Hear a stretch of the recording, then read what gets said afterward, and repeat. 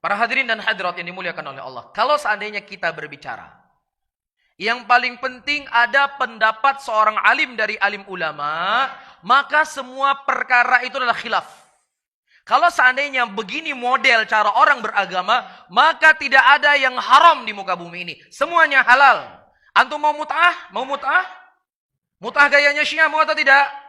Kalau antum mau, ada pendapat sahabat Nabi SAW membolehkan mut'ah. Antum mau mabuk-mabukan? Mau? Minum-minuman keras mau?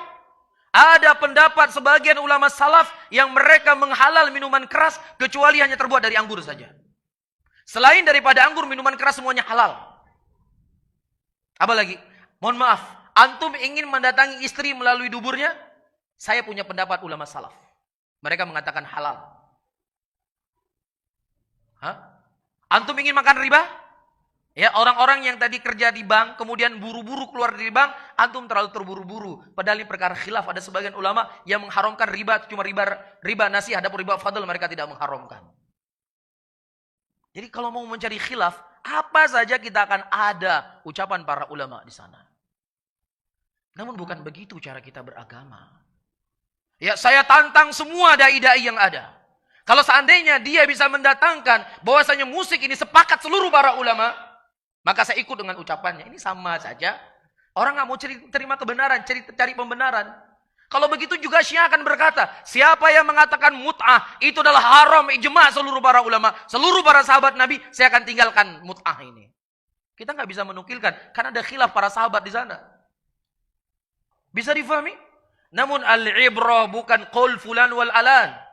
Al-ibrah apakah itu sesuai dengan dalil ataukah tidak? Allah mengajarkan kita dalam Al-Quranul Karim, innama kana qaulal mu'minin idza du'u ila Allahi war Rasul liyahkuma bainahum ay yaqulu sami'na wa ata'na. Hanya saja ucapan orang-orang beriman ketika mereka diseru kepada Allah dan mereka diseru kepada Rasul, apa yang diperselisihkan di antara mereka, maka mereka mengatakan kami mendengar apa yang datang dari Allah dan kami mendengar apa yang datang dari Rasul sallallahu alaihi wasallam. Mereka tidak mengatakan ini khilaf, ini ada pendapat fulan, ini ada pendapat allan. Bukan ini akhlaknya seorang mukminin. Allah Subhanahu wa taala sebutkan juga dalam Al-Qur'anul Karim. Nah, wa ma kana lil mu'minin wala mu'minatin idza qadallahu wa rasuluhu amra ay yakuna lahumul khiyaratu min amrihim. Tidak pantas bagi seorang mukminin, tidak pantas bagi mukminat ketika Allah dan Rasulnya telah menentukan suatu perkara, dia memilih perkara yang lainnya. Apa perkara yang lainnya?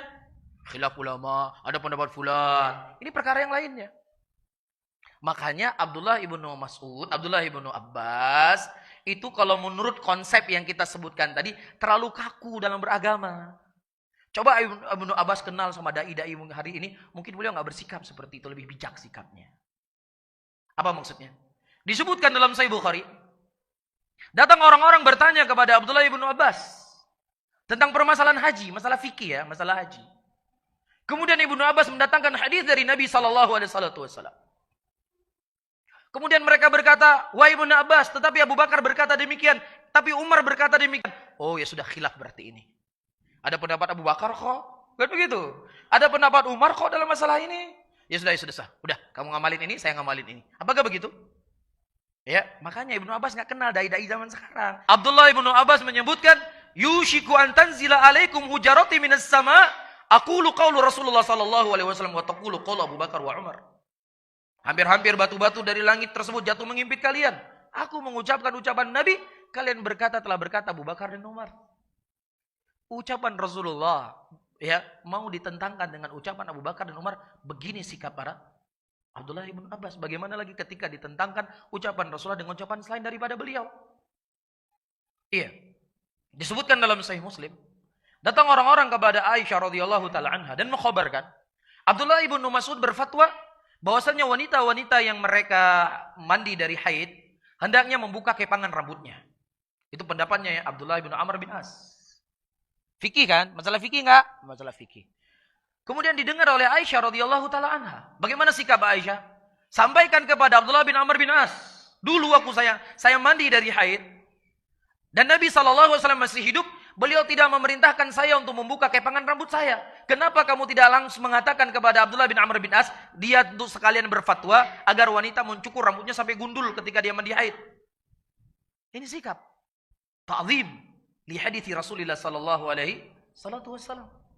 Oleh karena itu kata Imam Syafi'i rahimahullah, ya tidak halal bagi seseorang ketika setelah jelas hadis yang datang dari Nabi Muhammad sallallahu alaihi wasallam kemudian dia memilih petunjuk yang lainnya. Ini diantara hawa nafsu yang syaitan masuk dalam bab khilaf. Semua dibuat khilaf. Bisa difahami ya? Sementara hadis masalah musik, hadis yang begitu jelas, yang begitu gamblang, ayyuhal hadirun wal hadirat ini dimuliakan oleh Allah, ya dari sisi sanad dan juga dari sisi matan, ya Ibnu Hazm rahimahullah jelas di sini beliau keliru, dan yang mengatakan beliau keliru bukan saya, karena saya seorang penuntut ilmu, tidak akan mungkin mengkelirukan seorang sekaliber Ibnu Hazm rahimahullah, tetapi ucapan beliau telah dikritik oleh banyak para ulama hadis. Ya telah dikritik oleh banyak para ulama hadis, karena di antara alasan Ibnu Hazm mendhaifkan hadis tentang haramnya alat musik yang ada di Sahih Bukhari, karena di sana para rawi yang meriwayatkan dari sahabat Nabi, dia ragu sahabatnya fulan ataukah fulan. Dalam kaidah ilmu hadis disepakati oleh para ulama hadis bahwasannya majhulnya seorang sahabat, misalnya ada sebuah hadis, hadisnya dari Abu Hurairah, ataukah dari Ibnu Aisyah, ataukah dari Ibnu Umar, ataukah dari Ibnu Abbas, ataukah dari Umar bin Khattab, bingung mana di antara mereka yang meriwayatkan hadis ini. Ini tidak memudaratkan hadis, karena seluruh para sahabat Nabi apa? Udul. Apakah fulan, apakah alat, itu sama semuanya, nggak beri pengaruh hadis. Dan Ibnu Hazm mendhaifkan hadis karena alasan ini. Bisa difahami ya? Ini pembahasan ilmu hadis. Al-muhim, saya ingin mengisyaratkan para ulama telah banyak membantah ya ucapan Ibnu Hazm ketika mendhaifkan hadis ini. Nah, kalau seandainya hadis ini dhaif, tentang alat musik itu bukan hanya hadis ini saja. Silakan baca tafsir ayat-ayat Al-Qur'an. Ya, wa antum samidun.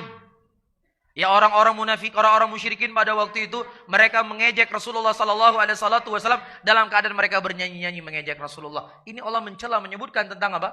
Tentang perbuatan mereka, perangai mereka dalam keadaan mereka bernyanyi-nyanyi. Ya, dan ayat-ayat yang lain sebagainya yang tentunya dibahas oleh para ulama, dan kita juga sudah punya ceramah dalam masalah ini dari sisi hadis.